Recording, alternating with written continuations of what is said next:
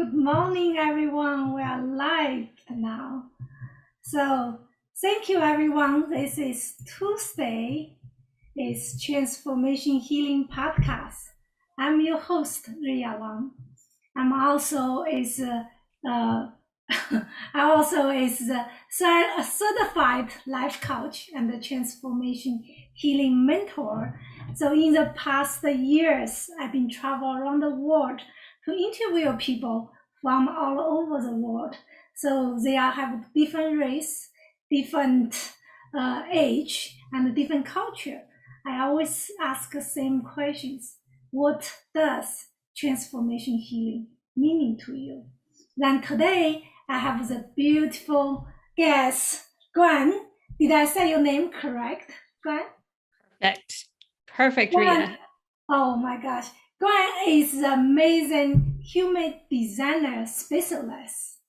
Today, this show will be interesting. I'm excited to see how it's going to share her story and also share his knowledge with all of you. So before I would introduce more about the Guan, I would like invite the Guan coming to say hello with everyone. Maybe you can introduce yourself a little bit better than what I did.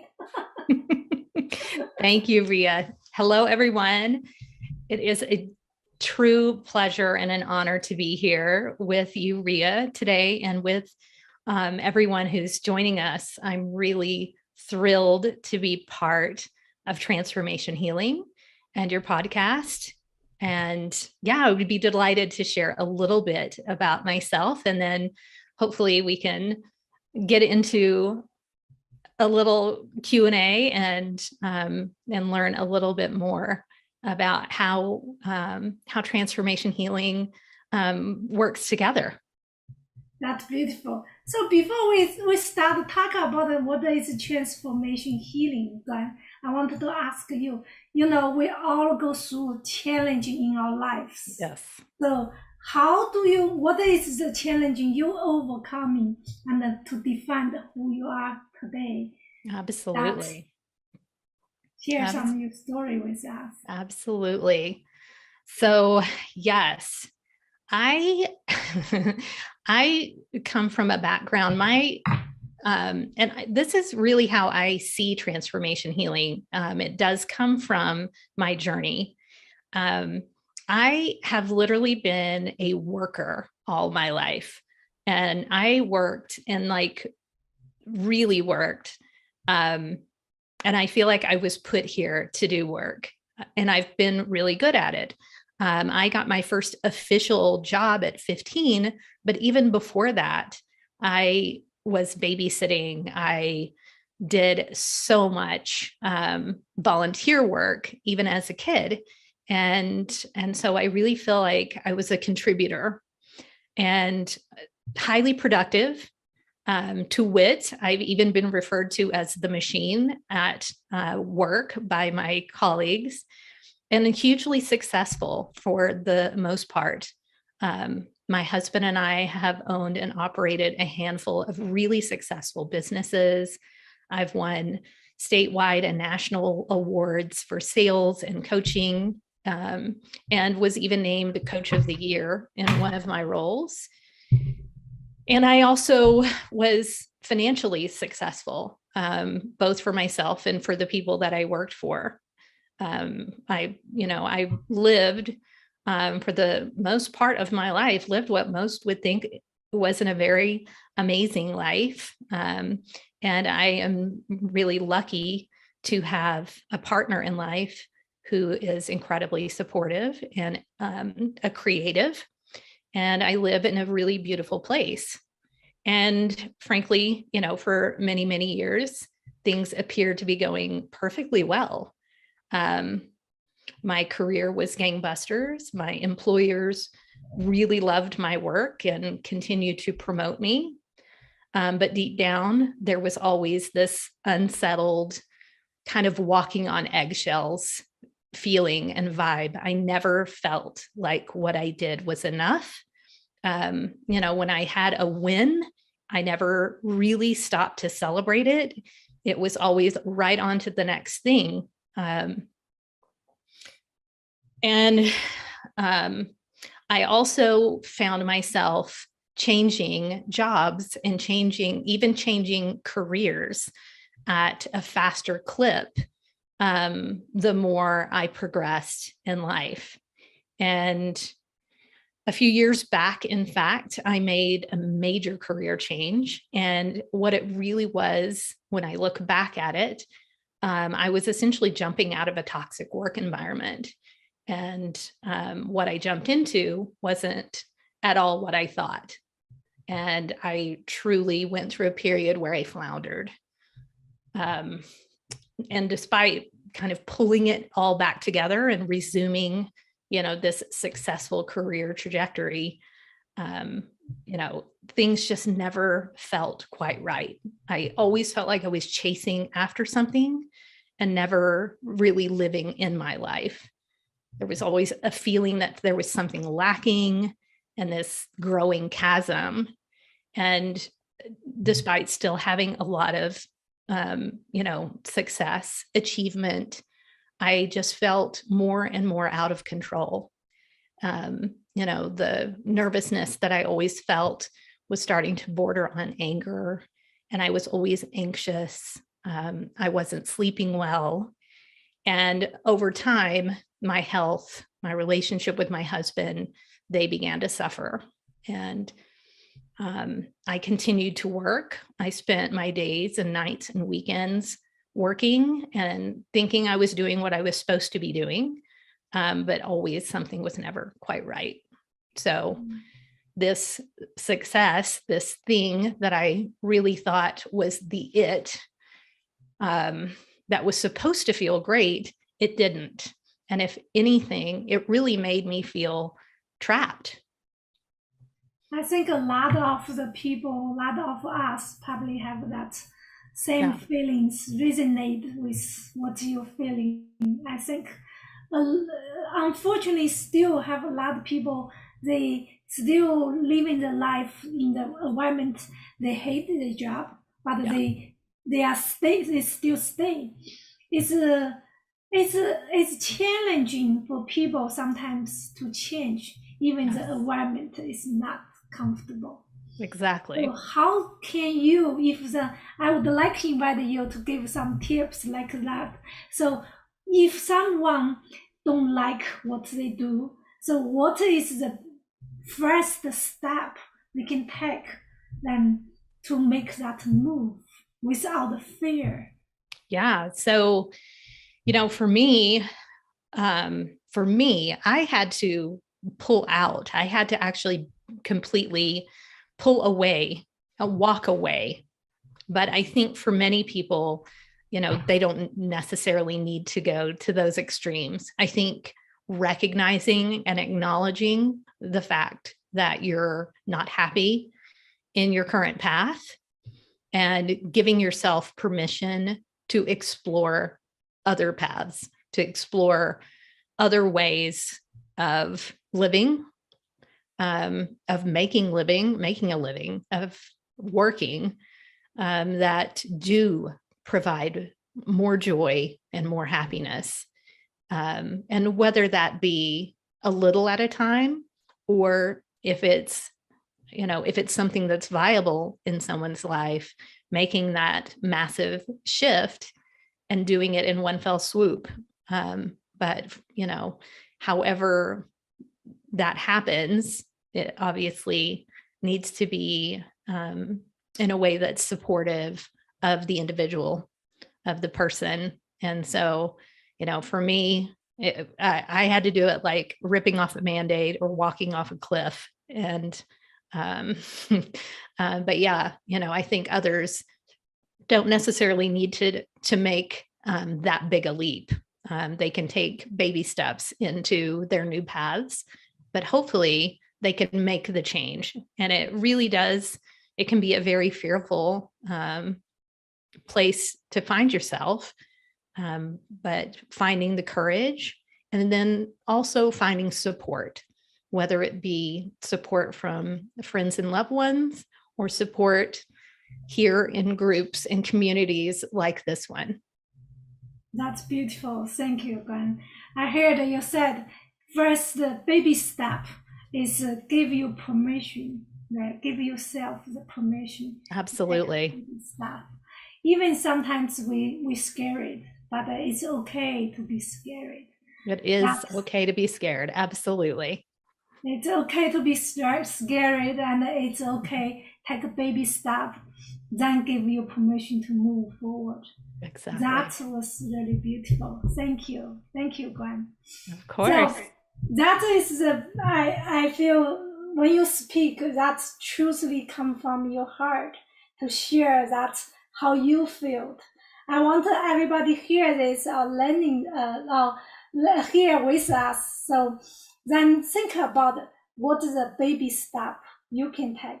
It is the first things, right? So thank you for sharing, Gwen. Then talk about how you become the human designer from that part environment now become the master of the human designer to help other people. So what I think a lot of people doesn't know what mean is human designer. Certainly. So for me, of course, I completely and utterly had to go through this massive burnout. And then I went through a year of depression, burnout, anxiety. I was truly at the lowest low, a rock bottom. And I was seeking help where I could. I found a really wonderful community, much like this one. And I realized that everyone was describing themselves or introducing themselves using this funny language. Like I'm a 2-4 projector, or I'm a 5-1 emotional generator, or I'm a 6-2 manifester. And I was like, what in the world are they talking about? And one Google search, and I found out about human design, and it was like lightning bolts, light bulbs went off. It was truly like I found exactly what it was that I was supposed to be learning about. And frankly, it really became my purpose. Shortly after I discovered human design, the system, which is essentially, in my opinion, the most definitive self-remembering, self-illuminating system. And I literally have tried all of them over the course of my life. I've always been searching for the answer. And human design truly for me was, it was illuminating. I quickly found myself, it was like doors opened. My healing journey truly began when I found out my human design type and learned more and more about my own human design. And it prompted me to want to deepen my knowledge and to continue studying. And the more I learned, the more I wanted to share. And I realized that this was truly the new purpose for me, was to share human design with others, and hopefully it would help illuminate their healing journey, and in fact catalyze their growth and development, and make it far more easy, because we can go down so many paths, and it can take a long time, but I found that when human design is introduced, it oftentimes will really speed up someone's journey, and their destination actually becomes much clearer to them, and their path in life becomes much less resistant.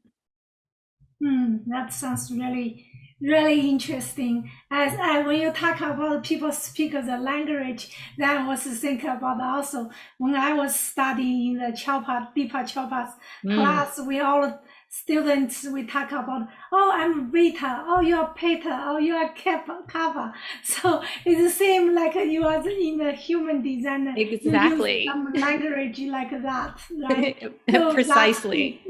that is really, I think we have so many ways for the healing. Yes. Then each way bring a different healing path to different people. Right. No matter what the path you are choose, the important is what is the path you choose that is fit for you. Right? Exactly. There are so many ways to get to, to get to you, to get to the real you. And yes, each one of us finds the path that resonates, and that's the real beauty.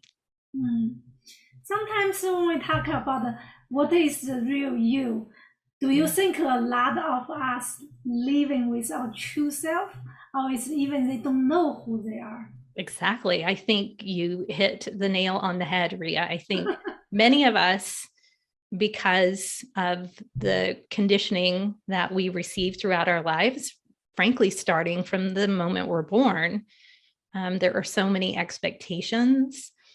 There are, cultural influences, our parents, our friends, our teachers, all the institutions that we bump up against, and then just cultural and societal norms. And then we also have genetic influences that are a little less obvious that do come into play. But now we understand more and more through the study of epigenetics that what happens to our ancestors, to our immediate parents, grandparents, and so on, actually do influence our own path. And those things can truly take you off your authentic path. And that's why I've found that human design can be incredibly helpful, because it truly shows you exactly who you are underneath all of that. And so, the deconditioning journey, the experiment that you can then undergo while learning more and more and more about your gifts, your superpowers, all of the energies that truly make you authentically you. That becomes, a new path of healing. Yeah, that is beautiful. I believe each of us, when we come to this world, we have a purpose. So sometimes we get lost in the cultures, in some environment, or the way how we grew up. So that's we living the life with a lot of anxiety, stress, then lost what we really make us happy, right? So to understand who true you are, to alignment your purpose, alignment your true self, find your purpose, that will bring more joy in your life. Absolutely. The human design is one. I hear just tell Karen, you are telling me one of this. I can't wait. So can you share a little bit more? What does human design? I think a lot of people still. I know you explain a lot. So can you do a little example or something? I would love to. I actually happen to have your human design chart, Riya, and then hopefully we can show a little bit about what human design is all about by looking at your human design chart. So this is essentially... I got lost. What is this? Exactly. So what you're looking at is essentially a blueprint of your energies. And there are lots of different human design charting programs. So depending on which one you use, they are all going to look just a little bit different. But the main aspects of human design from one to the next will remain the same. And another thing about your design is that it never changes throughout your life. You'll be influenced by the environment and by other people, and those energies are constantly around us, but your design stays the same no matter, your life path. So, and that can actually be a really comforting thing. What's nice is that you can start your journey anytime, anywhere.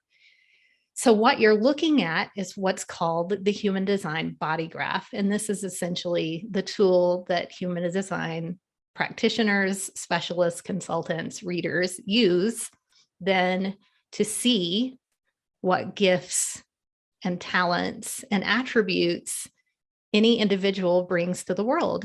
And it's based on birth data. So there's no assessment to take. It's essentially knowing accurate birth information from your birth date, your birth time, and your birthplace. And what comes up are these numbers, and this chart in the middle that you see, it looks like the outline of a body. So these various colored in and white aspects, shapes, and lines and numbers are essentially a representation of the imprints that happen at different points shortly before you're born and at the moment of your birth. And so this essentially then tells us who you are in a nutshell. Interesting. Yeah. I guess I got lost look at all of this stuff. I don't understand anything. I think a lot of people, maybe many people in here, if they are not professional of what you do, they will get lost. Can you just tell me a little bit about? So you say from this chart you can see who I am. So from this chart, it's showing up who I am. I'm really curious to know. Absolutely. So you'll see all of the different colors. There are some shapes within the actual body graph itself, and those are energetic centers. So those are essentially thematic or archetypal energies. So very similar and actually springing from the Hindu chakra system. These centers then can tell you certain aspects about yourself. So for example, at the very top, there's a triangle that points straight up and actually comes out of the top of the head, as you can see. That's a yellow triangle. Exactly. It's outlined in yellow. This one happens to be white. So that means you have what's called an open or undefined. It's actually an undefined head center, which means you're really open to inspiration from outside. It means that you also have inspiration and you take in ideas in a way that is not fixed. You have a very variable way in which your mind and your inspiration and ideas operate. Conversely, the center just underneath it, which is called the ajna, that upside down green triangle is actually colored in for you. And of course, everyone's designs are different. Some might have this open. You, in fact, have it defined. And it being defined means that the way you conceptualize information is actually quite fixed. You might have very fixed opinions, ideas, strategies in how you think. This is all about conceptualizing. And so you're more fixed in this way, where someone who has this center open might, change their opinion about things, where you might have a more fixed opinion about things and a more set way of ideating and conceptualizing. So does that mean I'm more stubborn? So it's exactly. People, exactly. Yes. So exactly. And that's an interesting thing about each one of these centers and the themes surrounding it. They do have what might be considered shadow or low frequency expressions. So yes, stubbornness is a very common low frequency expression for someone who has this center colored in like you do. I would think changing the style, maybe can say I'm very plainized. So have my own ideas and Exactly. always. So you say I'm very open. That means so because I always concern myself is have a higher intuition. So tap in high Exactly. energy, then come in to accept that, then become my own opinion. Is that what I understand? Sorry, I don't know. Just A follow. little bit, a little bit. Opinions really float around more in this ajna center, where intuition is a little bit different. So a couple of centers down, you'll see you have this wide open, completely deactivated center right in the middle of the chest area. And that is essentially the identity center. And the fact that it is completely open. Is that heart chakra?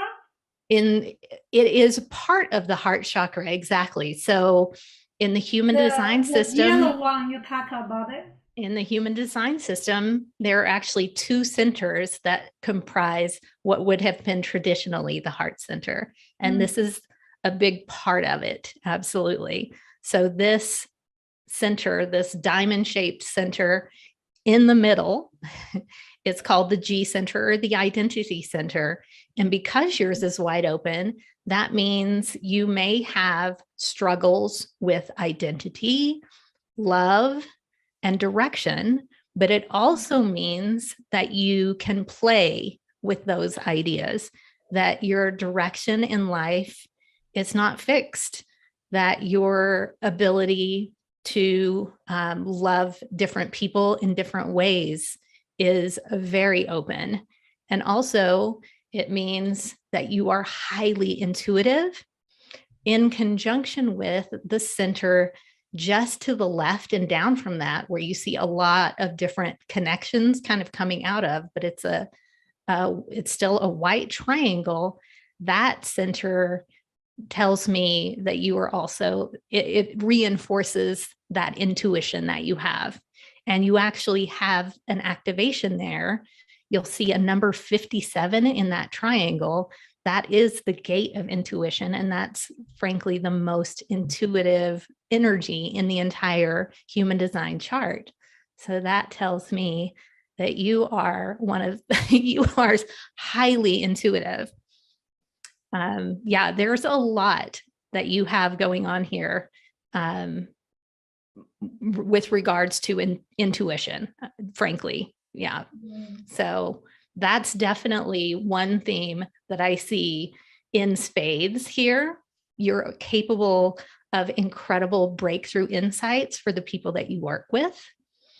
And you also are able to share those breakthrough insights in a way that they understand, that essentially you're able to universalize really big concepts for people in a way that they get. So that's a real gift that you have. That's beautiful. That's good to know, because I already feel each time. I think the most fulfilling moment for me is when I'm working with my clients. They have that breakthrough moment, that traumatic shift. That's when I see that, I always feel more fulfilling. Yes, absolutely. Some other things to really note about the chart itself: the numbers on the right and left-hand side represent very distinct archetypal energies. The ones at the very top, and essentially in descending order, those energies have an influence in your, in playing out, in expressing themselves. So the ones at the very top are essentially the most prominent energies. And each of those little squares represents a planetary. Talk about now, I'm got lost. Can you put the words? So yes, so you'll see that they're little numbers in those squares and little shapes. And each of the shapes represents a planet or a planetary body. And essentially, the ones at the very top, on the right and left-hand side, the two at the very top are the sun and the earth.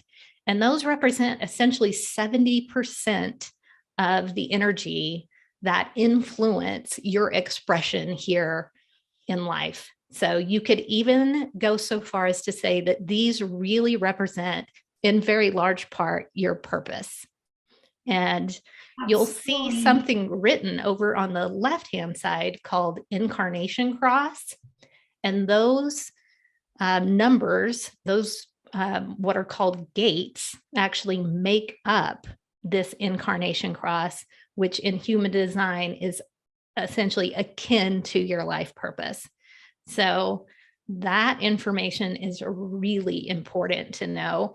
And interestingly, at the very top right hand, you'll see that 57. You'll see that number there. Again, that is the gate of intuition. So you are essentially here to be an intuitive channel. Yeah. That's how much the number is the highest one. What is number is the lowest one? So there are 64 gates.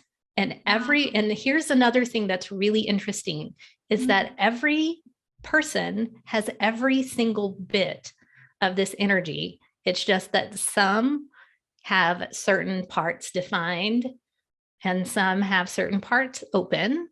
So you'll see some people that have every center colored in, and they might have 9 what are called channels, the little lines that connect the centers. They might have 9 or 10 channels. In your case, you have only 4 what are called defined centers that are colored in and 2 defined channels. So you would be considered someone who's very open, energetically speaking. So that means you're here to receive energy, to take in energy from other people and the environment and interpret it and play with it. You're here to essentially learn from the intake of all of that energy and to apply meaning. And of course, you're going to do that through your intuitive sense. You also are highly emotional and you have a lot of emotional connectivity. A lot of heart centers, sensitive with my heart center. Exactly. Highly sensitive, indeed. And what's really interesting is you have a direct connection to spirit, to source energy. Very, very spiritual chart here. So that's another with the open head like you have, and the emotional center, which is the triangle, the little brown triangle just opposite the intuition center. That's the emotional solar plexus. And that center essentially says that you are designed to make decisions based on your emotional clarity. And this means that you need to take your time whenever you're making decisions in life. The more time you take, the better. And never should you feel pressured by anyone or anything to make a decision, particularly when it's a substantial decision. Again, if you're ever feeling pressure to make a decision, then whatever it is that's coming to you is probably not for you. That's interesting. In my whole life, I always make decision very quick. So that's probably not a very aligned way to make decisions for you.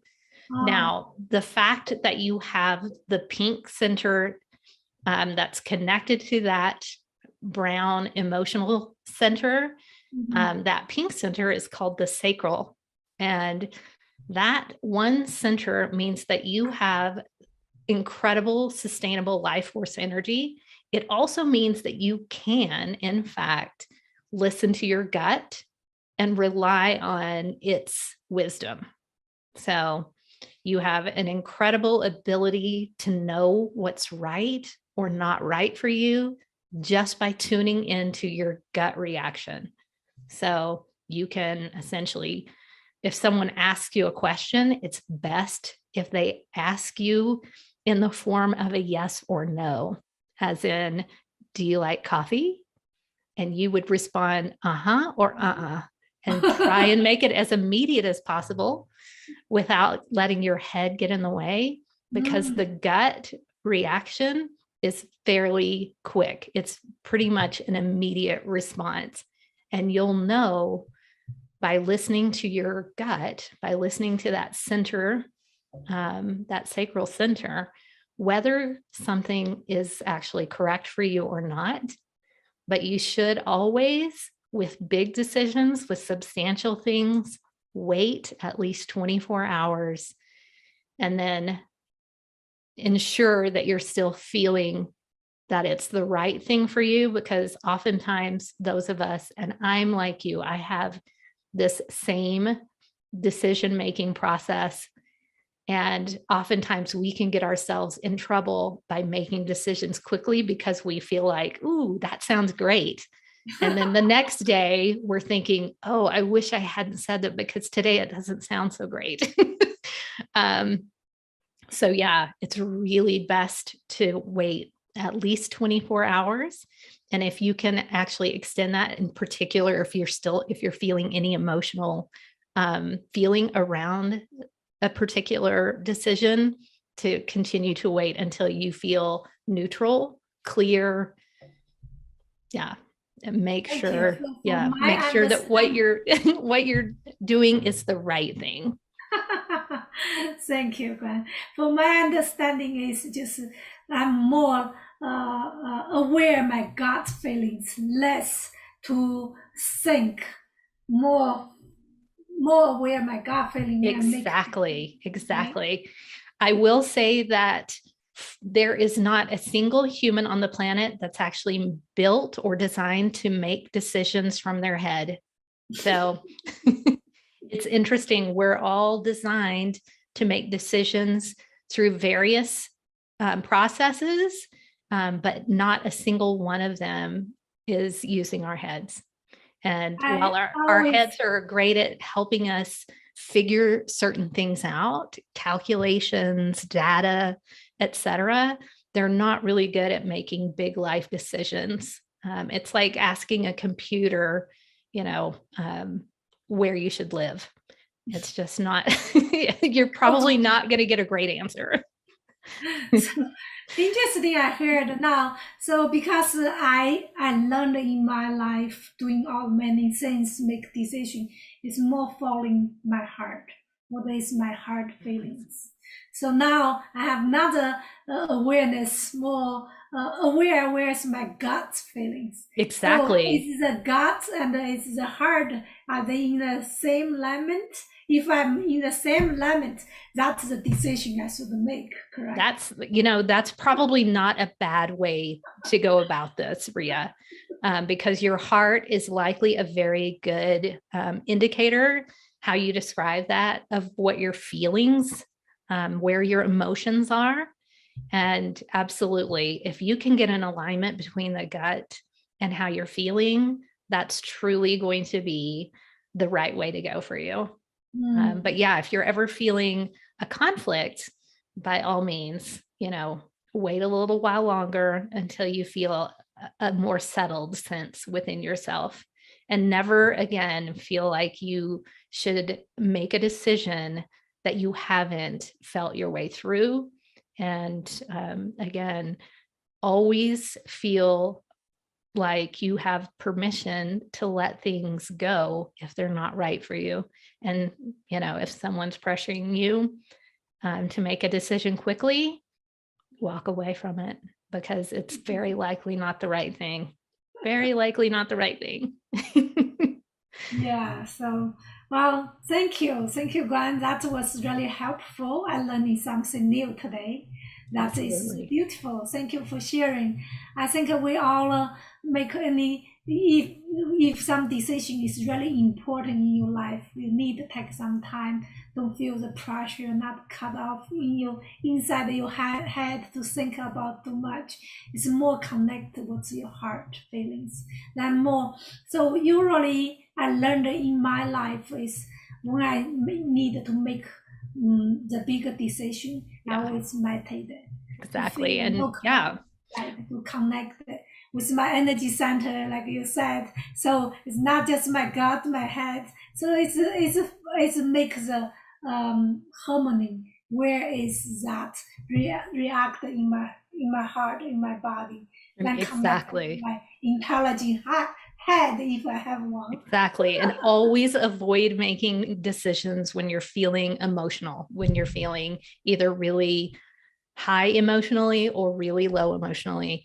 And a lot of the people that I have worked with, when they start leaning into the correct and aligned decision-making process, just that one thing, if they can do that one thing, their lives really transform. I have seen people's businesses completely change, their relationships completely change, all for the better, because they're using their energy in the correct way.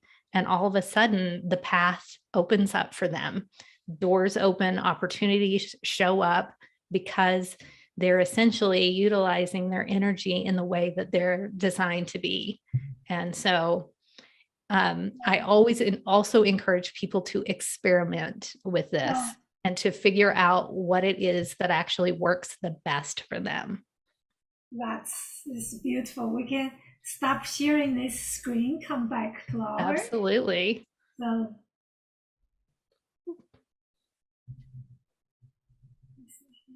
I think it's yours. Yes, I am having a problem. Hang on. There we go.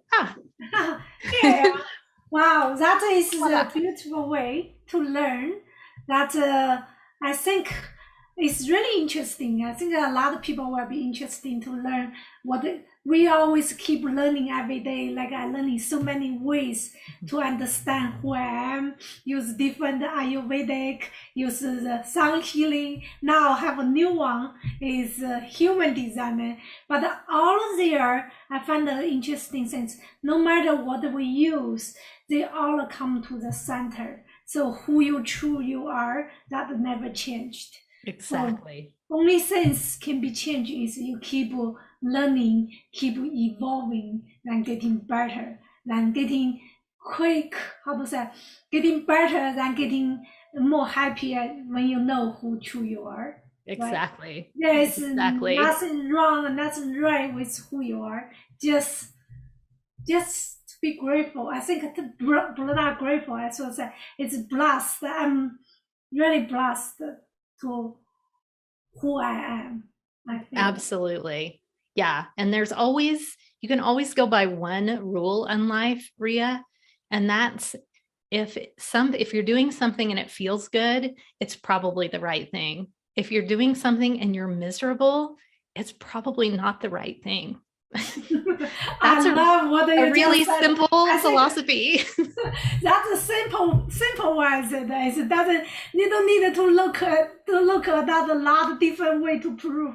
Just simple things. If that things make you miserable, probably it's not good for you. Exactly. Right? And frankly, yes, bring a lot of joy. Like now, what I do, I really enjoy what I do.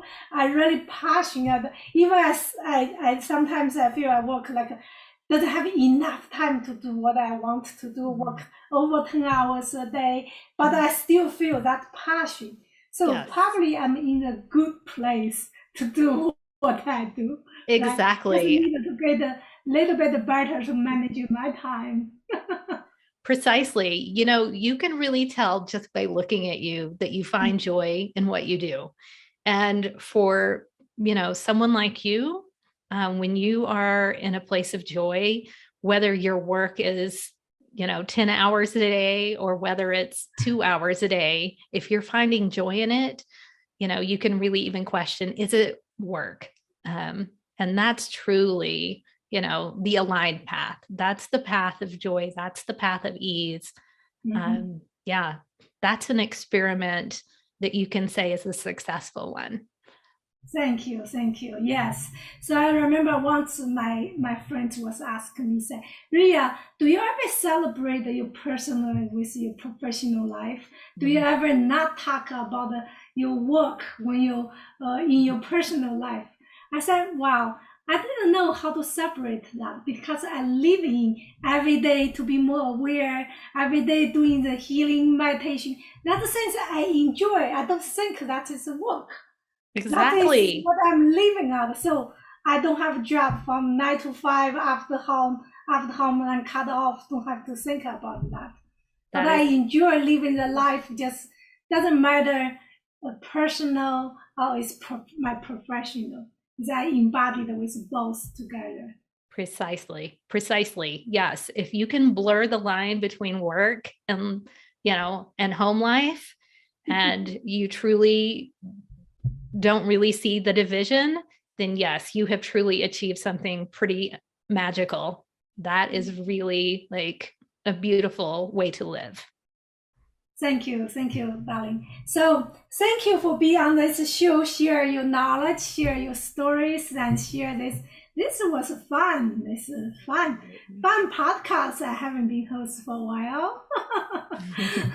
So let us know how, if someone very interested about your work, so how do they can find you? What is best way they can connect to you? So I am on Facebook. You can find me at Coach Guin on Facebook, or my business page is Unlock Your Superpowers. Oh, I like that. Exactly. Superpower. It's kind of, we have something similar, like mine is Unleash Your Special Power. Unlock yes, your superpower. Love that. Exactly. And then you can also find me on Instagram under Guin White, or at Guin White, and at Unlock Your Superpowers. I have both of those identities there. And then my website is just my name, guinwhite.com. So easy peasy. Thank you, Gwen. And all of you are here to watch this. And also you can find the Gwen's information in the later. We will be post more under the comment area. So make a comment below that I want to hear your stories, to come here to share your stories then with us. Thank you, Guin. Very blessed to have you here. I'm really enjoyed our conversation. And I hope everybody here is the same, enjoy that as I do. Thank you so much, Riya. I have had such a great time being here. I always enjoy basking in your amazing energy. Thank you. Thank you.